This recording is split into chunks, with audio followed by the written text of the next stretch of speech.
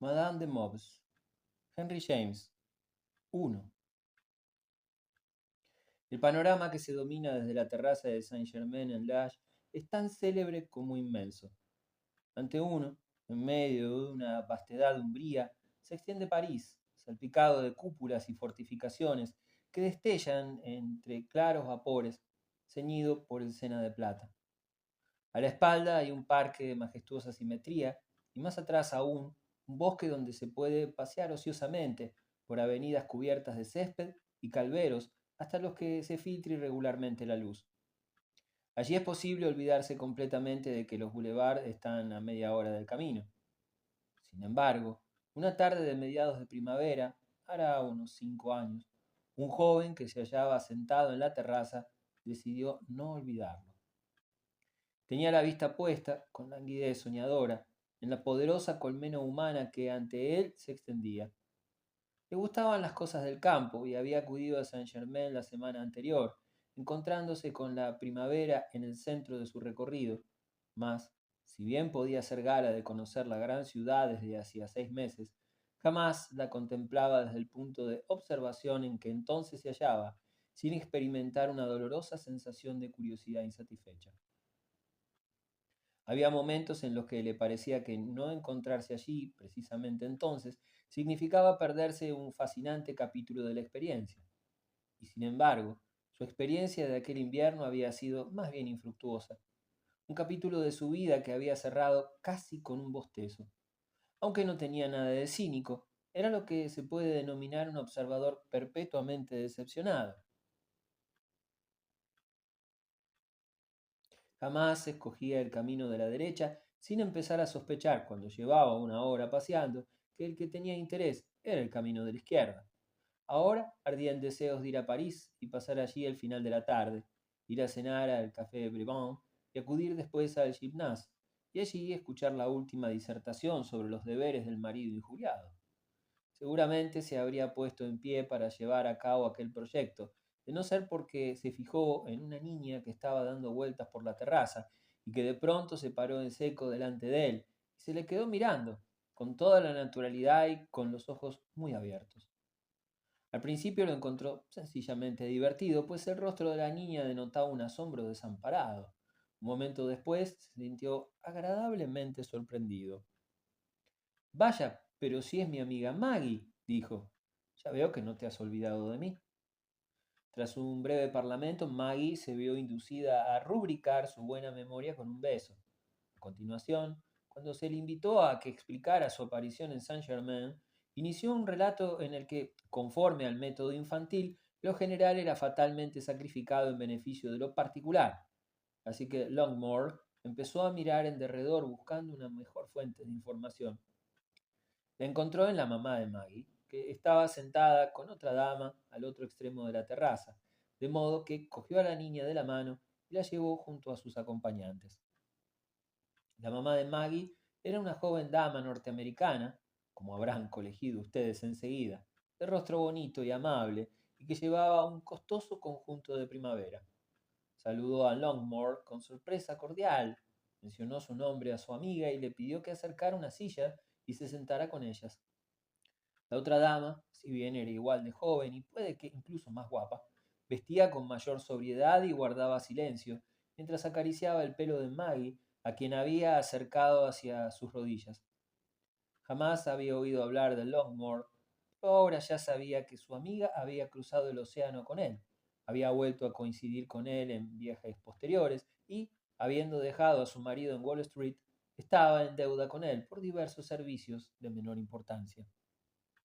La mamá de Maggie se volvía de vez en cuando hacia su amiga, sonriendo como para invitarla a participar en la conversación, pero ésta le devolvía la sonrisa y donosamente seguía sin decir nada. Durante 10 minutos no decayó el interés de Longmore por su interlocutora. Después, por los enigmas son más interesantes que las vulgaridades, aquel se dio ante la curiosidad que le inspiraba a la amiga. Empezó a divagar con la mirada. La volubilidad de una era menos sugerente que el silencio de la otra. Quizás no fuera la desconocida, ni obviamente bella, ni obviamente norteamericana, pero cuando se la estudiaba más de cerca, se veía que era esencialmente las dos cosas. Era menuda y de tez clara, y, pese a su palidez natural, exhibía un tenue rubor que parecía guardar relación con alguna agitación reciente. Lo que más le llamó la atención a Longmore de su rostro fue la combinación de unos ojos grises de belleza serena, casi lánguida, con una boca singularmente firme y expresiva. La frente era un ápice más amplia de lo que corresponde al arquetipo clásico y su espeso cabello castaño lucía un tocado que no estaba a la moda. Por aquel entonces los tocados de moda eran muy feos. El cuello y el busto poseían una esbeltez que se realzaba por la armonía y encanto con que efectuaba ciertos movimientos rápidos de cabeza, que tenían la costumbre de echar hacia atrás de cuando en cuando, al tiempo que asumía un aire atento y miraba de soslayo con sus ojos de paloma. Parecía a la vez alerta e indiferente, contemplativa e inquieta, y Longmore descubrió muy pronto que si la suya no era una belleza brillante, al menos sí resultaba sumamente interesante. Esta misma impresión le hizo sentirse magnánimo. Se dio cuenta de que había interrumpido una conversación confidencial y juzgó discreto retirarse después de que la mamá de Maggie, la señora Draper, le dijera que iba a volver a París en el tren de las 6. Le prometió que se reuniría con ella en la estación. Acudió a la cita y la señora Draper llegó con bastante tiempo, acompañada de su amiga. Esta, sin embargo, se despidió desde la puerta y se alejó en coche, dándole a Longmore tiempo solo para quitarse el sombrero. ¿Quién es?, preguntó con visible afán, cuando llevó a la señora Draper sus billetes. Venga mañana a verme al hotel de l'Empire, respondió, y le contaré su historia. La fuerza que tuvo este ofrecimiento para hacerle llegar puntualmente al hotel es algo que sin duda Longmore jamás midió con exactitud. Y quizás estuvo acertado al no hacerlo, pues encontró a su amiga, que estaba a punto de abandonar París, tan acosada por sombrereros a los que se había dado largas y por lenceros con los que se había cometido perjurio, que no le quedaban fuerzas para hablar de otra persona. Seguramente encontrará usted Saint-Germain mortalmente aburrido, le dijo cuando ya se iba. ¿Por qué no se viene a Londres conmigo? Presénteme a Madame de Mobs, respondió él, y Saint-Germain me satisfará. Él solo había logrado averiguar su nombre y lugar de residencia. Ah, ella, pobre mujer, no conseguirá hacer que Saint-Germain le parezca un lugar alegre. Es muy desdichada. La llegada repentina del joven que traía una sombrerera impidió que Longmore prosiguiera con sus pesquisas, pero se fue con la promesa de que enseguida recibiría una nota de presentación para Saint-Germain. Longmore aguardó una semana, mas la nota no llegó. Entonces se dijo que era él y no la señora Draper quien tenía que quejarse por la traición de la chica de la sombrerera.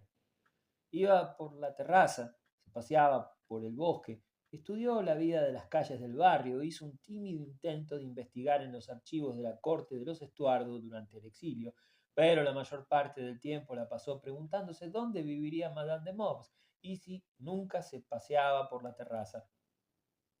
Finalmente averiguó que a veces sí lo hacía, pues una tarde a la hora del crepúsculo la vio apoyada en la barandilla sola.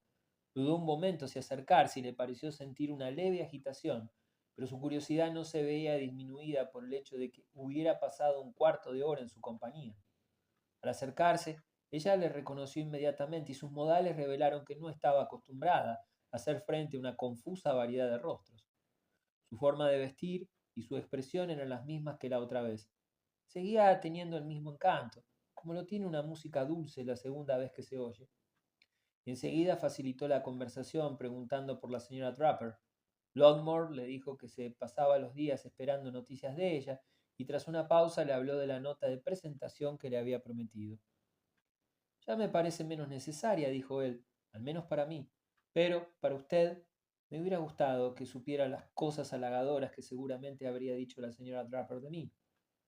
Si recibe usted por fin la nota, contestó ella, debe venir a verme y traerla. Si no, debe venir sin ella. Ella seguía allí pese a que aumentaban las sombras del crepúsculo y entonces le explicó que esperaba a su marido, que iba a llegar en el tren de París y que muchas veces pasaba por la terraza camino de casa. Longmore recordaba bien que la señora Trapper le había dicho que su amiga era desdichada, y le pareció conveniente suponer que el marido era la causa. Aleccionado por una estancia de 6 meses en París, se preguntaba ¿qué otra posibilidad hay para una dulce muchacha norteamericana que se casa con un francés impuro? Pero la solicitud con que esperaba a su señor socavó su hipótesis, que quedó aún más debilitada ante el delicado afán con que se volvió para saludar a una figura que se acercaba. Longmore contempló en medio de la claridad evanescente a un caballero de recia silueta, poco más de 40 años, sombrero de copa de color claro y semblante, indistinto a contraluz, adornado con un bigote de puntas prodigiosas. Madame de Mob saludó a su esposa con galantería puntillosa y le hizo, tras una inclinación de cabeza dirigida a Longmore, varias preguntas en francés. Antes de coger el brazo que le ofrecía su marido y marchar hacia el coche que les aguardaba ante la entrada de la terraza, ella presentó a nuestro protagonista en calidad de amigo de la señora Draper y compatriota suyo, y afirmó esperar que fuera por su casa. Monsieur de Mobs respondió breve pero cortésmente, en un inglés muy bueno, y se fue con su esposa.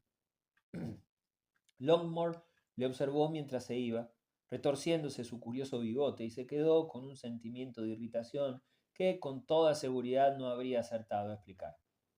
La única causa concebible era que el buen inglés de Mr. de Moss ponía en evidencia su mal francés. Por razones que al parecer anidaban en la misma estructura de su ser, Longmore se encontraba incapaz de hablar aquel idioma de modo tolerable. Admiraba el francés y le gustaba, pero el mismísimo genio de la torpeza controlaba su fraseología.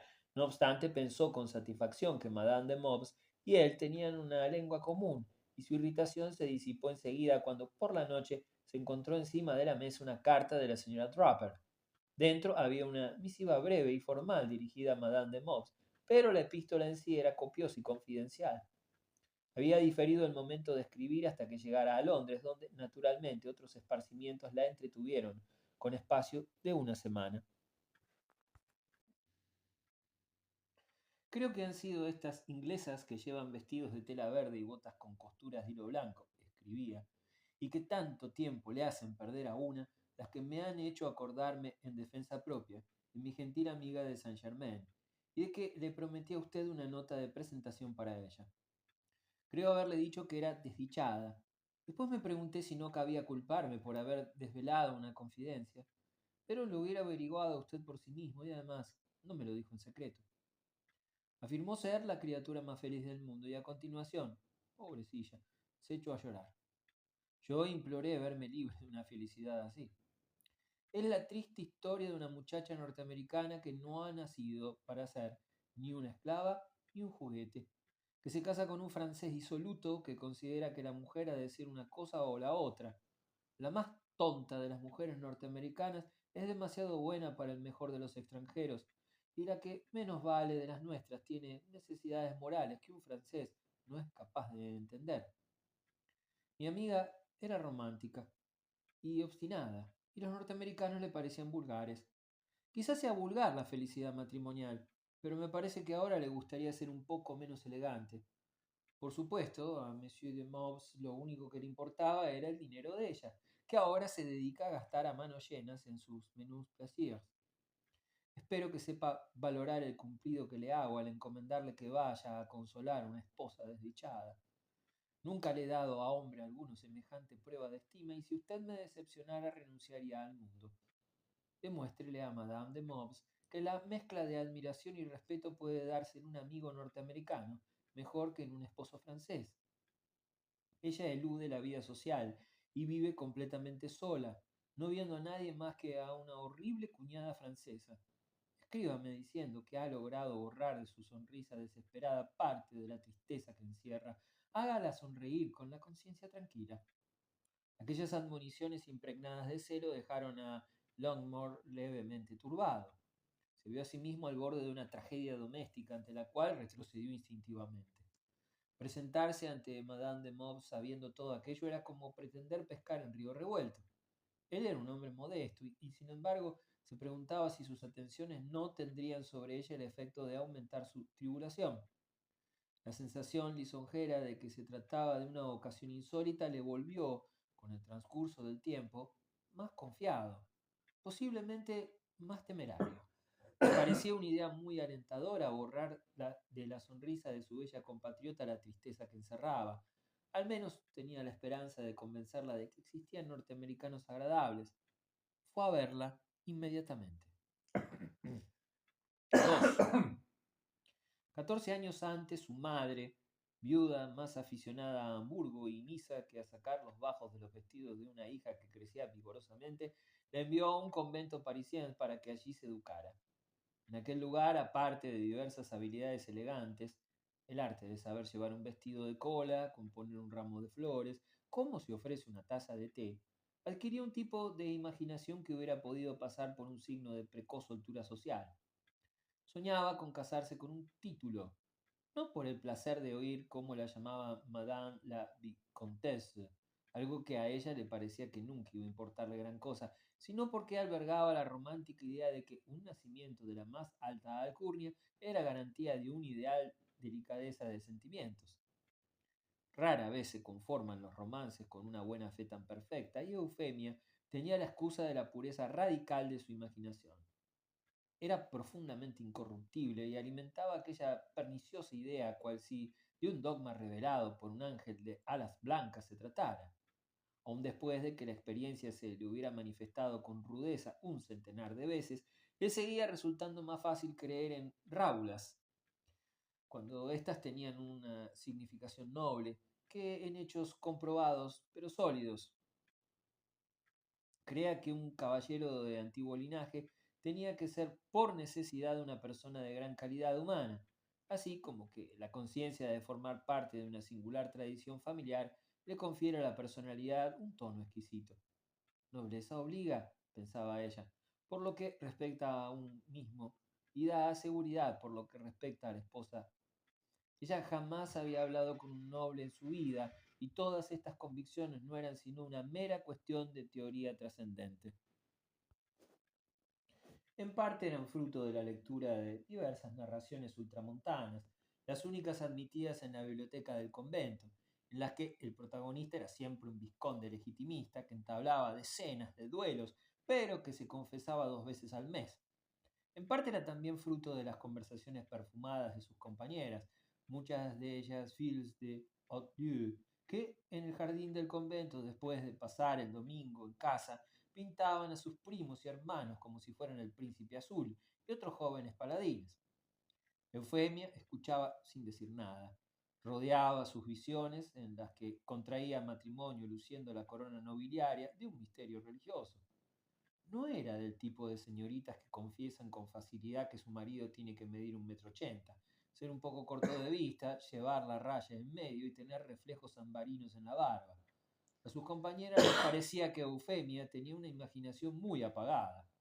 Ni siquiera el hecho de que fuera un retoño de la democracia transatlántica llegaba a explicar suficientemente su apatía hacia las cuestiones de sociedad. Se había formado una imagen mental del descendiente de los cruzados que sería el depositario de su adoración, pero al igual que tantos artistas que han dado una obra maestra de la idealización, evitaba exponerla a la crítica pública. El retrato mostraba a un hombre más feo que guapo y más pobre que rico, pero su fealdad habría de ser noblemente expresiva y su pobreza delicadamente orgullosa. Eufemia tenía fortuna propia, la cual él, en el momento adecuado, cuando fijara en ella aquella exquisita mirada que suavizaría la severidad feudal de su rostro, aceptaría en medio de una infinidad de protestas ahogadas. Ella tan solo habría de poner una condición. Su sangre tendría que ser del más rancio abolengo. En esto cifraría ella toda su felicidad. Y quiso el azar que las circunstancias le dieran un viso convincente a aquella lógica primitiva. Aunque hablaba poco, Eufemia tenía fervor al escuchar y en ciertos momentos se quedaba en vilo, pendiente de los labios de Mademoiselle Marie de Meubs. Su intimidad con su compañera predilecta se basaba, como en la mayoría de los casos, en lo que las distinguía. Mademoiselle de Meubs era muy enérgica, muy perspicaz, muy irónica y muy francesa. Todo aquello que Eufemia no se perdonaba no ser. A lo largo de los domingos pasados en Lille, examinó el mundo y lo juzgó comunicándole sus impresiones a nuestra atenta protagonista con una mezcla de entusiasmo y escepticismo. Además, era una persona de físico desarrollado y atractivo, que cuando se ponía los lazos y dijes de Eufemia, le quedaban mejor que a la esbelta propietaria de los mismos. Poseía, en fin, el mérito supremo de constituir un ejemplo riguroso de la virtud del nacimiento excelso, pues es cierto que tenía antepasados de los que hicieran honorable mención Joinville y Comens, así como una abuela majestuosa de nariz ganchuda que venía con ella después de pasar las vacaciones en un auténtico castells de Auvernia. A Eufemia le parecía que semejantes atributos hacían que su amiga se sintiera en el mundo más a sus anchas que si fuera la hija del más próspero de los tenderos. Una cierta desfachatez aristocrática la poseía, Mademoiselle de Mobs en abundancia, y sus saqueos entre las delicadas ropas de su amiga estaban en total consonancia con el espíritu de sus antepasados, varones del siglo XII, espíritu que a Eufemia le parecía una manera liberal de entender la amistad. Era esta una actitud libre de toda estrecha deferencia hacia las opiniones del mundo, y que tarde o temprano se justificaría mediante actos de una magnanimidad sorprendente. Quizás Mademoiselle de Mobs disfrutara muy poco de aquella actitud desenvuelta que tenía para con la sociedad y que Eufemia le envidiaba. Más avanzada su vida resultó ser una maquinadora tan consumada que la conciencia de que tenía que escalar alturas superiores tuvo que despertar pronto en ella. Los lazos y dijes de nuestra protagonista tenían mucho que ver con el patrocinio fraterno de la otra y la seductora docilidad de su carácter, más aún. Pero la razón concluyente por la que Marie le escribió a su abuela para que invitara a Eufemia a pasar 3 semanas de vacaciones en el cartel de Auvernia obedecía a consideraciones de rango muy superior. Por aquel entonces Mademoiselle de Mobs contaba 17 años de edad y presumiblemente tenía capacidad para ver las cosas. Eufemia, que era apenas algo más joven, era un sujeto perfectamente desarrollado, con quien se podía experimentar, aparte de que era lo bastante guapa como para augurar el éxito. Prueba de la sinceridad de las aspiraciones de Eufemia es que el Castel no hizo que se tambaleara su fe. No era una morada ni alegre ni lujosa, pero la jovencita la encontró tan deliciosa como si emergiera de una obra de teatro. Las torres estaban maltrechas, el foso vacío, el puente levadizo herrumbroso. En las desiguales losas del patio crecía la hierba, y cuando la surcaban las ruedas del antiguo carruaje de la anciana de nariz ganchuda, parecían levantar ecos del siglo XVII. Eufemia no despertó asustada de su sueño. Experimentó el placer de ver cómo éste asumía la consistencia de un presentimiento lisonjero. Le gustaban los criados viejos, las anécdotas viejas, los muebles viejos, las mansiones de colores desvaídos y los olores delicadamente rancios, tesoros enmohecidos que abundaban en el Château de Mobs.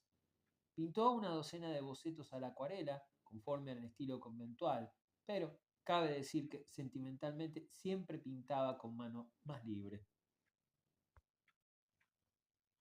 La anciana Madame de Mobs no tenía de severa más que la nariz, y a Eufemia le pareció, y lo era, una reliquia graciosamente venerable que pertenecía a un orden de cosas histórico.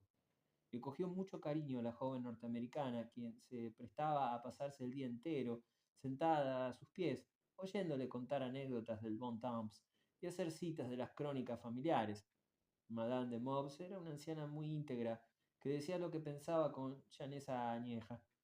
Un día echó hacia atrás los rutilantes cabellos de Eufemia, la miró parpadeando con ternura oculta tras las antiparras y dijo con un movimiento enérgico de cabeza que no sabía qué hacer con ella. Y como respuesta al rubor sorprendido de la joven, dijo: Me gustaría aconsejarte, pero te veo tan de una sola pieza que mucho me temo que si te aconsejo voy a echarte a perder. Es fácil ver que no eres de los nuestros. No sé si serás mejor, pero me da la impresión de que prestas oídos al murmullo de tu espíritu joven, no a la voz que procede del confesionario ni el susurro de la oportunidad. En mis tiempos las jóvenes cuando eran tontas eran muy dóciles, pero cuando eran listas eran muy taimadas. Tú eres bastante lista, creo, y sin embargo, si en este momento adivinara todos tus secretos, ¿habría alguno que me sorprendiera? Puedo contarte los más pérfidos que todos los que has descubierto por ti misma. Si vas a vivir en Francia y quieres ser feliz, no les prestes mucha atención a esa vocecilla de la que acabo de hablarte. La voz no es ni la del cura ni la del mundo. Las cosas que imagines que te dice no van a servirte de ayuda. Te pondrán triste y cuando estés triste te pondrás fea. Y cuando estés fea te amargarás. Y cuando estés amargada te volverás muy desagradable. Recibí una educación según la cual el primer deber de una mujer era saber agradar. Y las mujeres más dichosas que he conocido fueron las que cumplieron puntualmente con este deber. Como no eres católica, no te supongo muy beata, y si no te tomas la vida como una misa que dura 50 años, solo puedes tomártela como un juego de habilidad.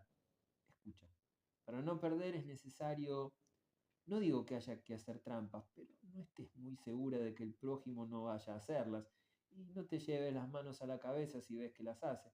No pierdas, niña mía, te lo ruego encarecidamente, no pierdas. No seas ni crédula ni suspicaz, pero si sorprendes al prójimo acechando, en vez de echarte a llorar, aguarda con muy buenas maneras a que llegue tu oportunidad. En mis tiempos me ha llegado en más de una ocasión el momento de la revanche, pero no estoy muy segura de que el mejor modo de vengarme de la vida sea ofrecerle a tu bendita inocencia el ejemplo de mi experiencia. Era un consejo bastante siniestro, pero Eufemia apenas si lo entendió, de modo que ni le dio miedo ni le sirvió de provecho. Lo escuchó igual que hubiera escuchado en una comedia los diálogos de una anciana cuya dicción estuviera en curiosa consonancia con los dibujos de su mantilla y el estilo de su peinado. La indiferencia que sentía era doblemente peligrosa, pues Madame de Mobs hablaba instigada por los acontecimientos venideros, y sus palabras eran resultado de una conciencia levemente turbada por un conflicto. Una conciencia que por un lado le decía que Eufemia era una víctima demasiado tierna como para sacrificarla en aras de una ambición, y por otro, que la prosperidad de su casa era un legado demasiado precioso como para sacrificarlo por un escrúpulo. La prosperidad en cuestión había padecido repetidos y serios quebrantos, de modo que en la casa de los de Mobs reinaba la fría comodidad propia de una morada cuyos ocupantes se veían obligados a poner en la balanza alusiones a la mesa de sus antepasados para compensar la ausencia de alardes gastronómicos. Estado de cosas tanto más lamentable, por cuanto el principal representante de la familia en aquel momento era un caballero de gran apetito que justamente afirmaba que las glorias históricas de la casa no fueron obra de héroes mal alimentados. 3 días después de la llegada de Eufemia, vino desde París Pillard de Mobs a presentarle sus respetos a su abuela y le proporcionó a nuestra heroína su primer encuentro con un gentilhombre de carne y hueso. Cuando llegó, besó la mano de su abuela, exhibiendo una sonrisa que motivó que ésta la retirara con dignidad e hizo que Eufemia, que se encontraba presente, se preguntara qué había ocurrido entre los dos. Su pregunta sin respuesta no fue más que el comienzo de una vida de perplejidad mortificante, pero el lector es libre de saber que la sonrisa de Madame de Mobs era la réplica a cierto post-scriptum que la anciana añadió una carta que a él dirigiera con prontitud su nieta, después de que se hubiese admitido Eufemia, a fin de que quedaran justificadas las promesas de aquella. Mademoiselle de Mobs le llevó la carta a su abuela para que le diese su aprobación, pero todo cuanto obtuvo es lo que cabe expresar con un glacial asentimiento de cabeza. La anciana observó con mirada sombría cómo su nieta procedía a cerrar la carta y de repente le ordenó que volviera a abrirla y le trajera una pluma. Los halagos de tu hermana no son más que bobadas, escribió. Es una damisela demasiado buena para alguien como tú, Mauvais Suchet. Si tienes conciencia, no vendrás a tomar posesión de un ángel de inocencia. La muchacha que leyó aquellas líneas torció levemente el gesto mientras volvía a escribir la dirección, pero cuando dejó la pluma hizo un gesto de confiado asentimiento con la cabeza, el cual tal vez quisiera decir que, a su entender, su hermano no tenía conciencia. Si eras sincera en lo que decías, le susurró el joven a su abuela a la primera ocasión, habría sido más sencillo no dejarle a Marie echar la carta. Quizás se debiera a esta cínica insinuación el que Madame de Mobs se quedara en sus aposentos la mayor parte del tiempo que duró la estancia de Eufemia, de modo que quedó enteramente a merced del varón, la inocencia angélica de la muchacha. Inocencia que, no obstante, no sufrió mayor percance que verse instada a entablar una más intensa conmoción consigo misma. Monsieur de Mobs era el héroe novelesco soñado por la muchacha, convertido en realidad, y coincidía tan plenamente con la criatura de su imaginación que le inspiraba miedo. el mismo que le habría inspirado una aparición sobrenatural. Tenía 35 años, era lo bastante joven como para que cupiera esperar de él una ardiente actividad y lo bastante viejo como para haberse formado opiniones que una mujer elemental podría considerar un privilegio intelectual el escuchar. Quizá fuera ligeramente más apuesto que el ideal quijotesco de Eufemia, más bien solemne, pero unos pocos días bastaron para que aceptara el hecho de que fuera bien parecido, del mismo modo que hubiera bastado para aceptar que fuera feo. Era un hombre tranquilo, serio y de gran distinción. Hablaba poco, pero sus palabras, sin ser sentenciosas, tenían una cierta nobleza de tono, merced a lo cual volvían a resonar en los oídos de la muchacha al acabar el día.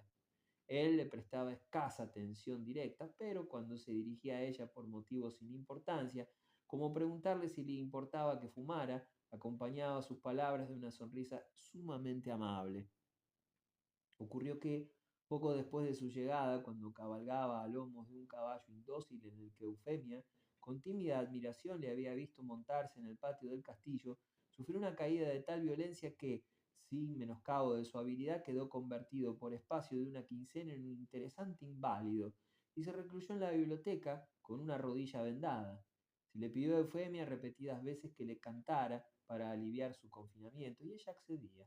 Había en su voz un tenue temblor natural que hubiera podido pasar por un exquisito refinamiento artístico.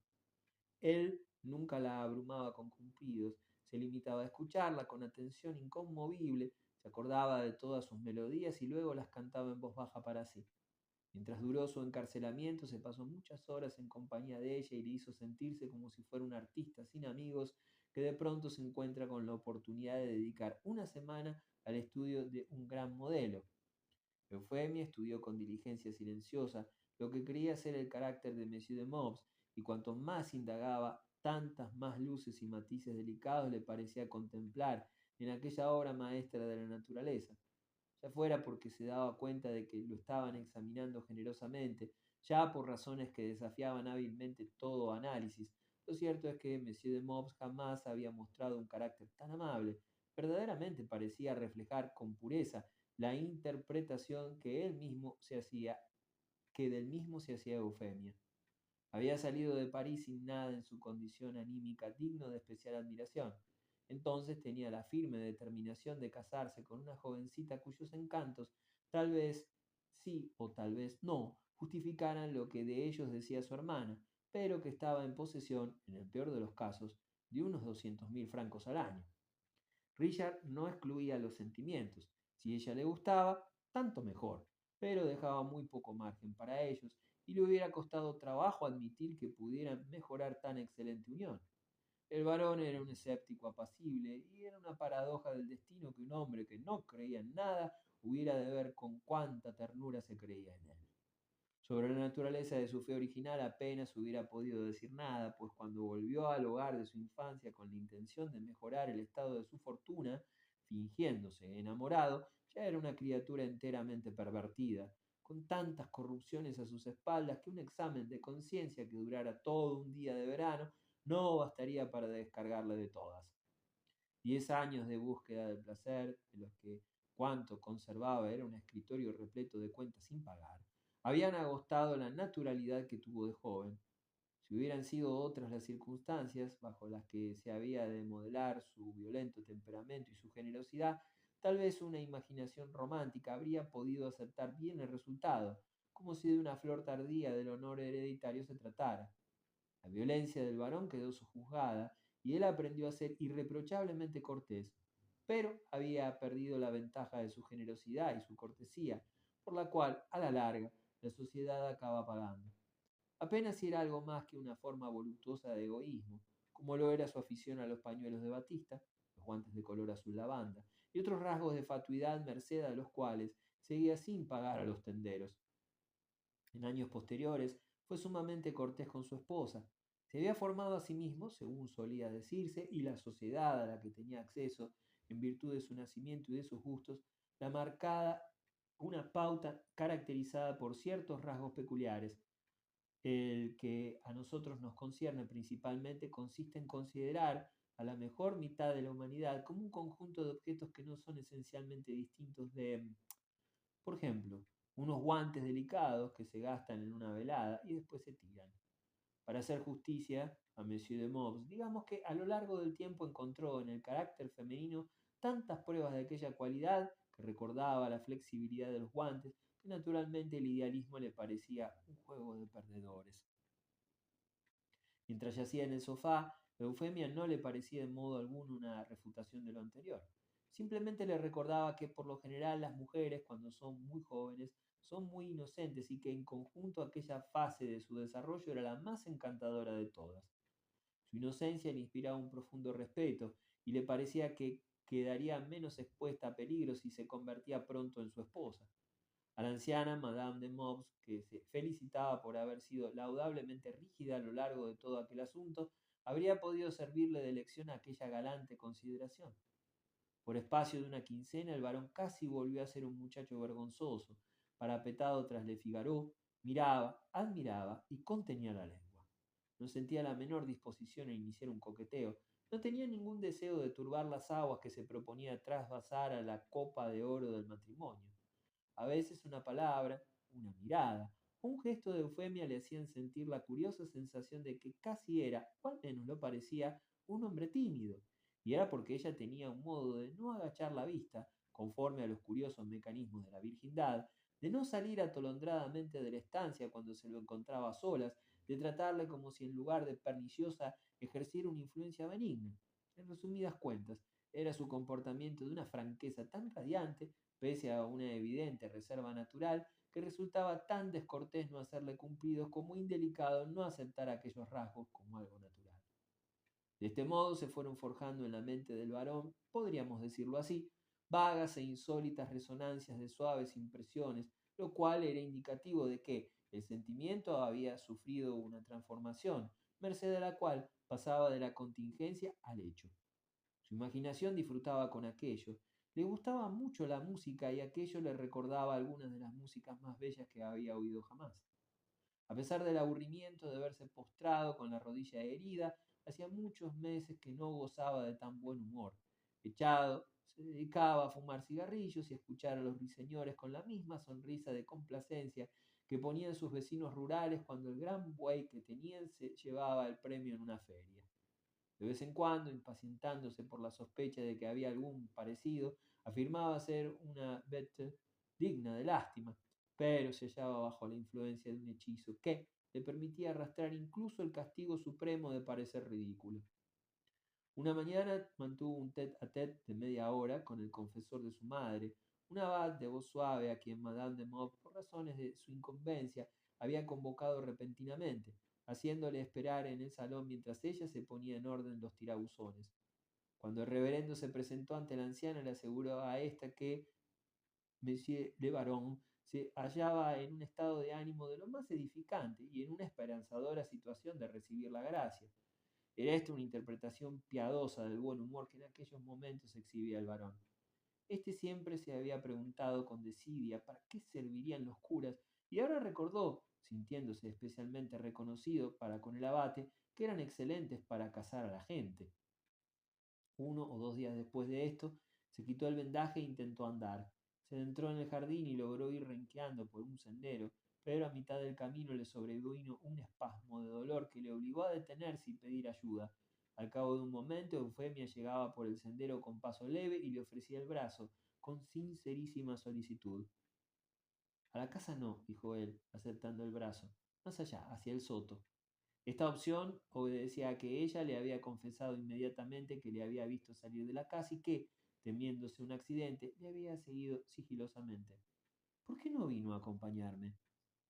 Se lo preguntó dirigiéndole una mirada que ya no disimulaba la admiración, aunque así se arriesgaba a que le respondiera que una jeune fille no debía dejarse ver siguiendo un caballero, pero respiró hondo y contuvo el aliento largo rato, cuando ella repuso con toda sencillez que si se hubiera puesto a su lado, él quizás hubiera aceptado su brazo por cortesía, mientras que lo que ella deseaba era tener el placer de verle andar solo. El techo del soto lo formaba una fragante y enmarañada parra en flor. En las alturas un ruiseñor desgranaba con energía tal profusión de trinos amorosos que el varón no tuvo más remedio que considerar que la propiedad de su conducta alcanzaba la perfección. Siempre he oído decir que en los Estados Unidos, dijo, cuando un hombre quiere casarse con una joven, sencillamente se lo pide cara a cara, sin ceremonia alguna, sin que haya padres, ni tíos, ni primos sentados formando un círculo en derredor. Pues sí, eso creo, dijo Eufemia mirándole de hito en hito, demasiado sorprendida como para sentirse alarmada. Muy bien, entonces, dijo el varón, supongamos que este emparrado se encuentra en los Estados Unidos. Le ofrezco mi mano a la Americaine. Me sentiré sumamente dichoso si usted la acepta. Si la aceptación por parte de Eufemia se efectuó al modo norteamericano, eso es más de lo que puedo decir. Me inclino a pensar que cuando los corazones jóvenes están alborotados, llenos de gratitud y dulcemente sorprendidos, hay un solo modo, común a todas las partes del mundo. Aquella noche, encerrada en la pequeña estancia del torreón que tenía la dicha de ocupar, Eufemia le escribió una sumisa carta a su madre y acababa de cerrar el sobre cuando la mandó a llamar Madame de Mauves.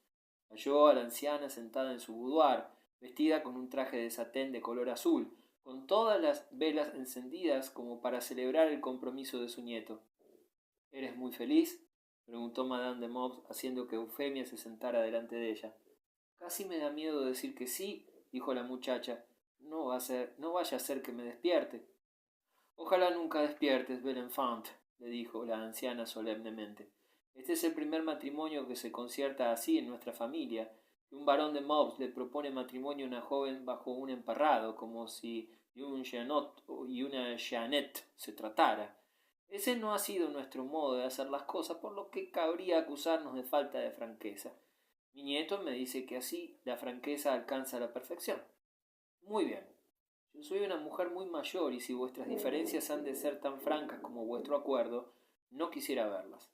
Pero me dolería morir pensando que ibais a ser desdichados. No podéis serlo más allá de cierto límite, porque aunque en este mundo el Señor a veces no colma nuestras esperanzas, nunca ignora por completo nuestros méritos.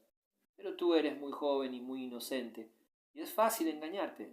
Jamás ha existido, ni siquiera entre los santos, un hombre tan bueno como tú crees que es el varón. Pero es un gran hombre y un caballero. He estado hablando con él esta noche.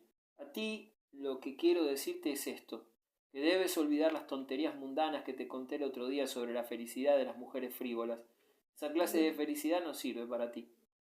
Que pase lo que te pase, prométeme una cosa, que seguirás siendo tú misma. La baronesa de Mauves no será peor por ello. Sé tú misma, entiéndelo bien, a pesar de todo, malos preceptos, malos ejemplos, incluso malas acciones, con paciencia, sin cejar, sé tú misma, y habrá una de Mauves que te hará justicia. Eufemia recordó este discurso en años posteriores, y más de una vez al cerrar los ojos con cansancio, le pareció ver a la anciana rígidamente sentada, vestida con sus galas de colores, desvaídos, con una severa sonrisa, como uno de los hados que contempla cómo gira la rueda de la fortuna, haciendo que se cumpla su acontecimiento predilecto. Pero en aquel momento simplemente le parecía que se revestía de la gravedad propia de la ocasión. Supuso que de aquella manera se dirigían las ancianas de la nobleza a las muchachas afortunadas con motivo de su compromiso. En el convento, a donde regresó inmediatamente, se encontró una carta de su madre que le sorprendió mucho más que las observaciones de Madame de Mauves. ¿Quién era esa gente?, preguntaba la señora Cleve, que se tomaba la libertad de hablarle a su hija de matrimonio sin pedirle a ella su consentimiento. Evidentemente cabía dudar que fueran gente bien nacida. Los franceses de clase jamás hacían cosas así. Eufemia regresaría inmediatamente al convento, se encerraría y aguardaría que ella llegara. La señora Cleve tardó 3 semanas en viajar de Niza a París, y durante aquel tiempo la joven no mantuvo ninguna comunicación con su enamorado, si se exceptúa un ramo de violetas que aceptó, en el que había una nota con sus iniciales y que le trajo una amiga. «No te he educado con tanto esmero», le dijo la señora Cleve a su hija en el primer encuentro que sostuvieron, «para que te cases con un francés que no tiene un céntimo. Te voy a llevar directamente a casa y tú vas a hacerme el favor de olvidarte de Monsieur de Mauves». Aquella noche el varón efectuó una visita al hotel de la señora Cleve, logrando mitigar su ira, pero no modificar su decisión. Sí, sus modales eran muy buenos, pero estaba segura de que su moral era espantosa, y la señora Cleve, que consigo mismo ejercía una censura muy benevolente, sintió genuina necesidad espiritual de sacrificar a su hija en aras de las conveniencias. Pertenecía a esa nutrida clase de norteamericanos que cuando hablan despreocupadamente critican a su país, pero que se sobresaltan, cierran filas y se sienten moralmente responsables cuando ven que los europeos les toman la palabra. Conozco esa clase de personas, cariño, le dijo a su hija, asintiendo con la cabeza en un gesto de sagacidad. No te golpean y a veces se llega a desear que lo hagan. Eufemia guardó un silencio solemne, pues la única respuesta que se sentía capaz de darle a su madre era que su mente era una medida demasiado pequeña para las cosas y que para apreciar la clase de persona que era el varón era necesario recibir una iluminación mística. Una persona que lo confundía con los conocidos que atestaban el balneario al que ella acudía no era una persona con la que valiera la pena discutir. A Eufemia le pareció que no tenía ninguna causa que defender. Su causa estaba en las manos de Dios, en las de su enamorado. Monsieur de Mobs se sintió irritado y mortificado por la oposición de la señora Cleve, y no sabía bien cómo arreglárselas con un adversario que no alcanzaba a darse cuenta de que, necesariamente, un de Mobs daba más de lo que recibía. Pero cuando regresó a París obtuvo información que exaltaba el recurso a la humildad. Fortuna de Eufemia, maravillaba decirlo, era mayor de lo que la fama decía, y a la vista de semejante recompensa, incluso un de Mobs podía permitirse soportar un desaire. El tacto del joven, su deferencia, su insistencia cortés, le ganaron una concesión por parte de la señora Cleve.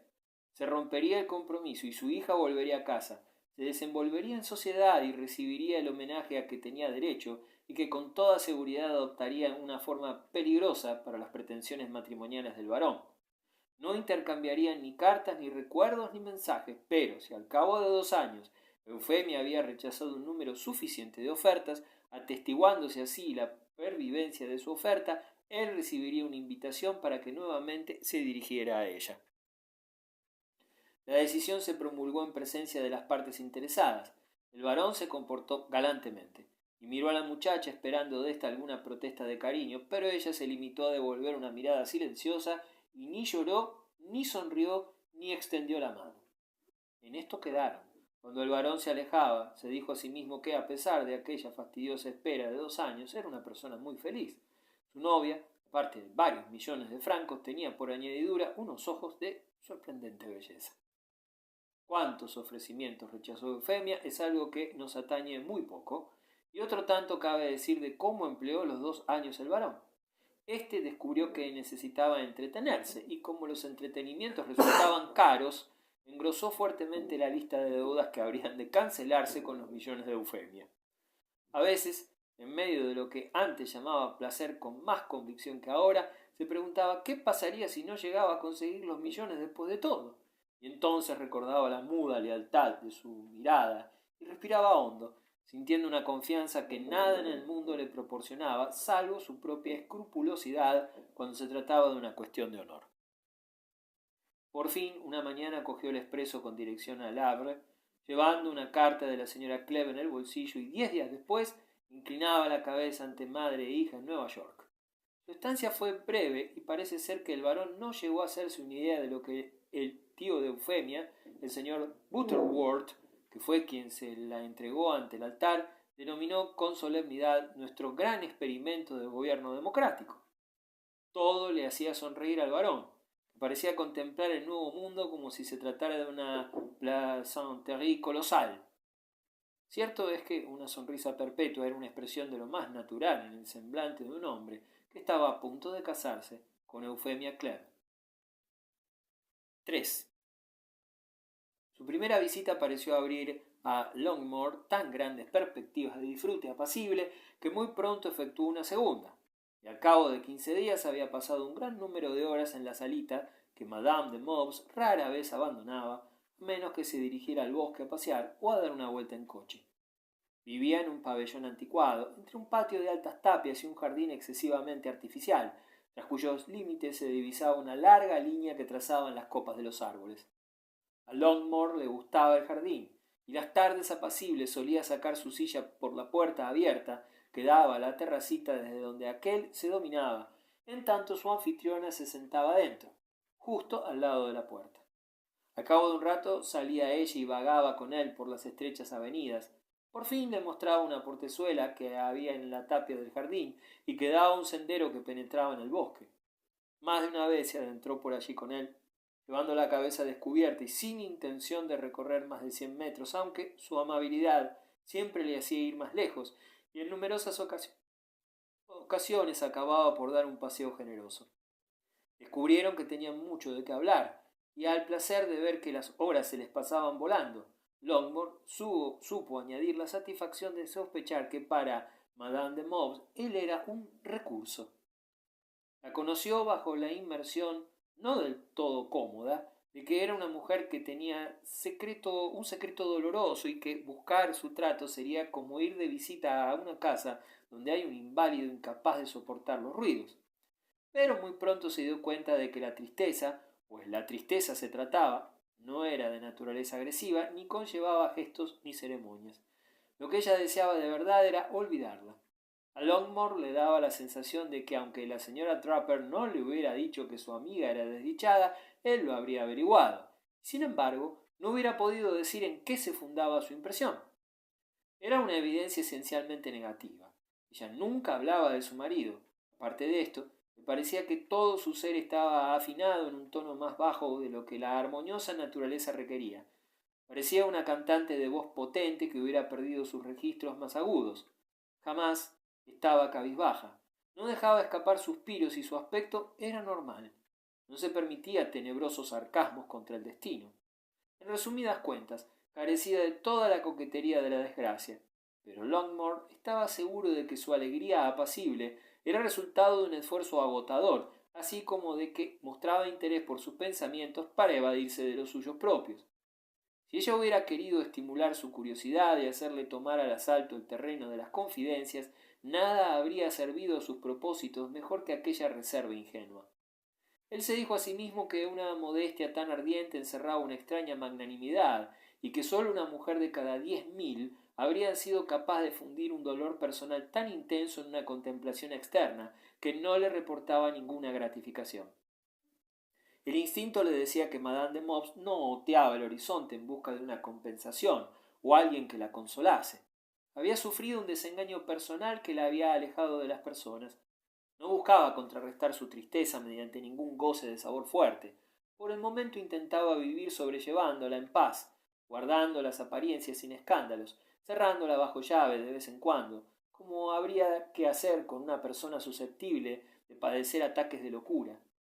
Longmore era un hombre de sensibilidad delicada e imaginación activa que nunca había perdido los papeles. Empezó a ver a su anfitriona como a un personaje dominado por una sombra que de algún modo era su verdadero yo. Aquel misterio que se cernía sobre ella acabó ejerciendo sobre él una fascinación extraordinaria.